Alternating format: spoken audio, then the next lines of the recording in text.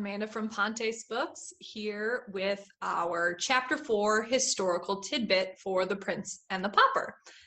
So this time our historical tidbit is focusing on Greyfriars or Christ Church. Both kind of get mentioned in The Prince and the Pauper in Chapter 4.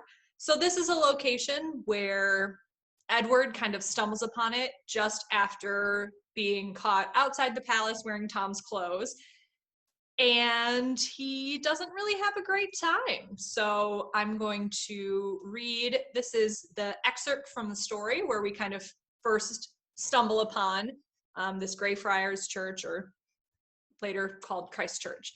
So he said to himself, he being Edward, "It is the ancient Greyfriars Church, which the king my father hath taken from the monks, and given for a home forever for poor and forsaken children, and new named it Christ Church.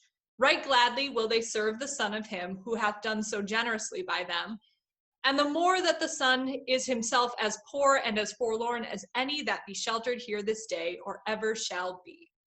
Lots of fancy stuff in there, but basically the important things that they're pulling out here is there's this place that was called the Greyfriars Church, and King Henry VIII took it and turned it into a place called Christ Church. And he said he made it a home for poor and forsaken children, for them to be sheltered there. So I wanted to take a look at what is actually this Greyfriars Church and take a look at the history of it. So in the early 13th century, there were 9 brothers who were sent to London, including 4 Franciscan friars. So friars are people who are more dedicated to, like, if you think about like monks, where you picture them in like kind of modest looking robes.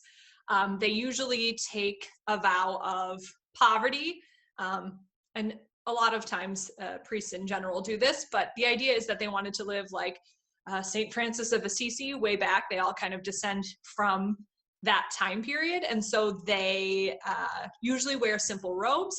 So that's actually where the name of this church comes from, is Greyfriars, is they wore just these plain gray robes and they were friars, so that's how it got its name, Greyfriars Church. And so anyway, they were all sent over to London, and more people began joining this order. And originally they had just rented a house, but because the numbers grew too large, they had to move to a new location. So they kind of moved to this new location and then ultimately ended up building a church in about the year 1239.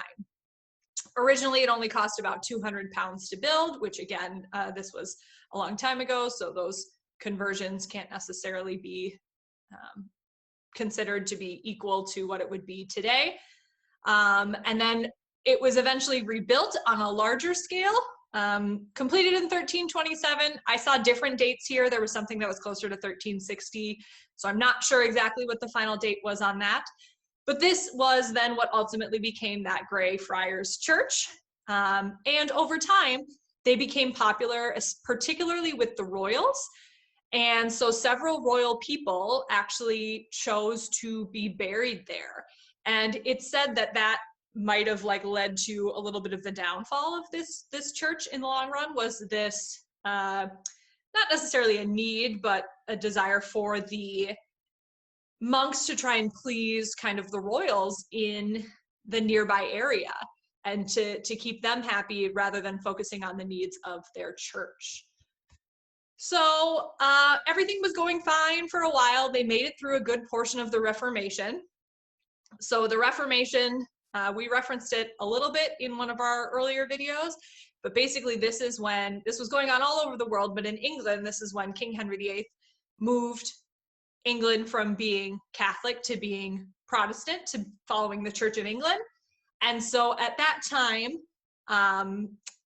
the church, this monastery, Greyfriars Church, was actually broken up by Thomas Chapman, who worked for Thomas Cromwell. Thomas Cromwell was kind of like King Henry VIII's right-hand man during the Reformation. Ultimately ended up getting beheaded later, but not at this time. And so because that had been broken up and that the monastery was no longer a thing, it was actually vandalized, and a lot of things kind of got destroyed, and the brothers were forced to flee from the country. keep that in mind because there's going to be a character later in the story that talks about how his church had been broken up and he had been forced to flee as well. Never necessarily references that this is the church that he came from, but that might have been the case for quite a few churches. So then in 1546, as history goes, Henry VIII gave it to the city corporation, who created a new parish called Christ Church. Now, I couldn't find anything that said that specifically this was turned into an orphanage. From what I could see is that it later became what was called Christ Hospital School, which was founded by Edward VI. And again, it might be there. I'm not the history expert on this. I'm just going with what I can find. Maybe part of this Christ Church, there was an orphanage component that went along with it. Anyway, it was ultimately destroyed in the Great Fire of London. And so parts of it were rebuilt, but then it was ultimately completely destroyed during World War II. It was bombed, and there was very little left of it at that point. So it was not rebuilt then, but there is kind of a memorial in its place that has some columns that represent the different pews that used to be in there today. And also, as far as I know, Christ Hospital is still a school. I think it moved to a new location, but it is a place still as well. So pretty cool if you ask me. Couple references to throw up there. Like I said, don't ever take what I say for complete fact because I'm not an expert on history, but that's what I was able to find. Have a good rest of your day.